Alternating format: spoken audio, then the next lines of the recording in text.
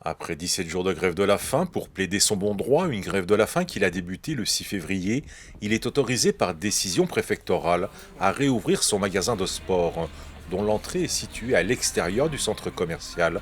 Shopping publié, un centre commercial de plus de 20 000 m², dont les boutiques situées à l'intérieur sont toujours fermées.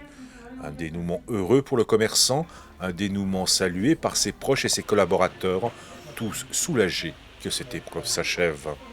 3 semaines enfermées sans voir le jour, oui, c'est long, hein, mais c'est dommage, surtout à 62 ans. Hein, mais voilà, hein, des fois on n'a pas le choix. Hein, c'était la seule solution que j'avais vue. Hein, mais voilà, on va dire le temps, c'est de l'argent. On perd du temps, on perd de l'argent, tous.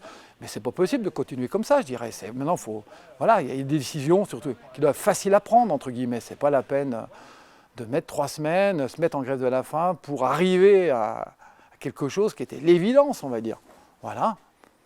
Et puis, ça a permis aussi, je dirais, de faire ouvrir d'autres magasins sur la Haute-Savoie quand même. Le combat, il n'a pas été que pour moi. Autre commerce dont l'accès est situé à l'extérieur du centre commercial et qui profite de la décision du préfet, une fleuriste, elle aussi heureuse de réouvrir son commerce. En fait, on n'a aucun accès à l'intérieur et on se retrouve fermé parce qu'il y a des petites lignes sur un texte qui nous obligent à fermer. Et ça, c'est vrai qu'on ne peut même pas l'expliquer. On n'a personne en face de nous, en fait.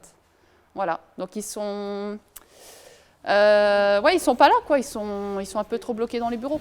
Ça n'aurait jamais dû commencer, cette histoire. Mais jamais, il n'aurait jamais dû avoir un début à cette histoire. Mais jamais, jamais, au grand jamais. Hein.